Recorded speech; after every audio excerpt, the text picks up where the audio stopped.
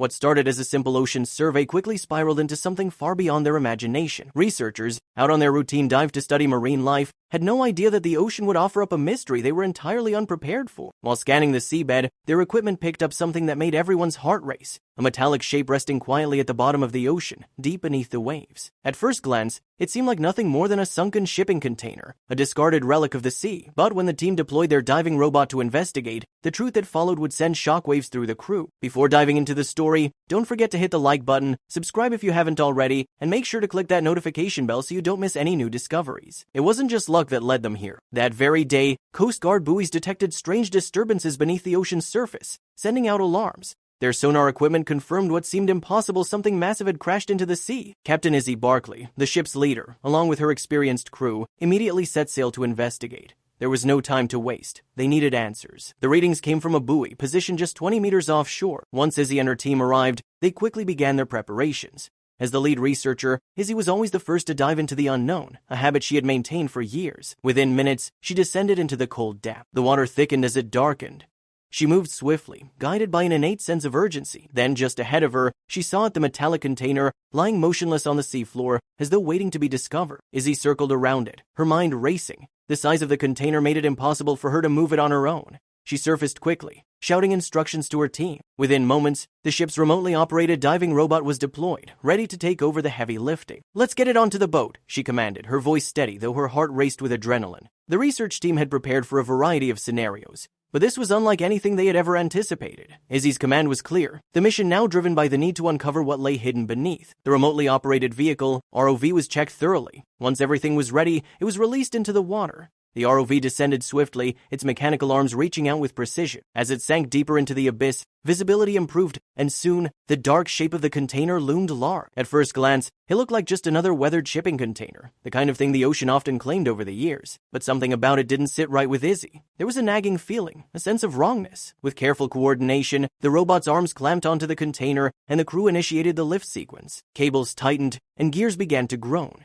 Initially, everything seemed to be going smoothly. But as the container began to rise, resistance came from below. Something was wrong. It wasn't moving as it should. The onboard crane designed to handle massive loads had no issue with most objects, but this container was different. Whatever was inside fought back, its weight unnaturally heavy. The crew strained, their muscles straining against the weight of the ocean. At last, after a fierce struggle, the container broke free of the water's grasp. It landed heavily on the deck, sending a deafening metallic crash through the boat. The crew, wide-eyed and breathless, gathered around. Most of them were buzzing with excitement at the discovery, but Izzy remained silent. Her eyes, sharp and focused, were already noticing things others hadn't. The steel walls of the container glimmered oddly, as if untouched by the ravages of the sea. But that wasn't the most unsettling thing. There wasn't a single drop of water dripping from the container. It had just been hauled from the depths, yet it remained perfectly sealed. No leaks, no sign of decay. Izzy's stomach twisted. There was something deliberate about this, something planned. This was no ordinary lost cargo. This container had been made to stay hidden. Its design screamed secrecy. Someone had gone to great lengths to lock away whatever was inside. She gave the order. "Open it, but carefully." A deckhand stepped forward with bolt cutters, the heavy tool clamping around the padlock. The hinges creaked in protest as the door slowly opened. A hiss escaped from within, followed by the sound of shifting metal. Inside, the crew froze. What they saw wasn't cargo or machinery. It was something far more disturbing. Izzy stepped closer, her heart pounding in her chest. Inside the container, the walls were lined with strange devices, some mechanical, others almost biological in appearance. They were unlike anything the crew had encountered before. Some of the objects were wrapped in fabric, their purpose unclear. Nearby, there were personal items scattered about: a chipped mug, a folded blanket, a stack of books, all seemingly domestic, as if someone had been living here. This wasn't the kind of cargo that should have been down there, Izzy thought. It didn't belong in a container at the bottom of the ocean. It was something far more personal. As she moved deeper into the cramped space, it began to resemble more of a small makeshift home than a storage compartment. There was even a bed, a tiny wooden closet bolted to the wall. Whoever had been here had been living, not just surviving. "This doesn't make sense," Izzy muttered, her voice barely above a whisper. Who would lock away a home like this? Why was it at the bottom of the ocean? And more importantly, who had been living in it? As she continued to scan the area, one of the crew members suddenly shouted, "Over here!" His voice echoed in the confined space. He held up a Ziploc bag, inside which was a small digital recorder, its plastic glinting in the light.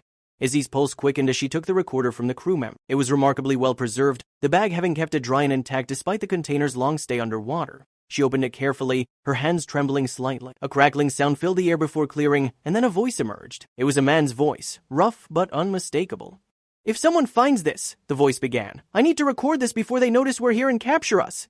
Izzy froze. Capture us. The words hung in the air, sending a chill down her spine. What did he mean? Who was he? Why was he trapped in a container at the bottom of the ocean?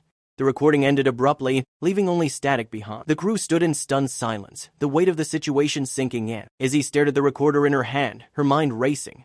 But then, the device sputtered back to life.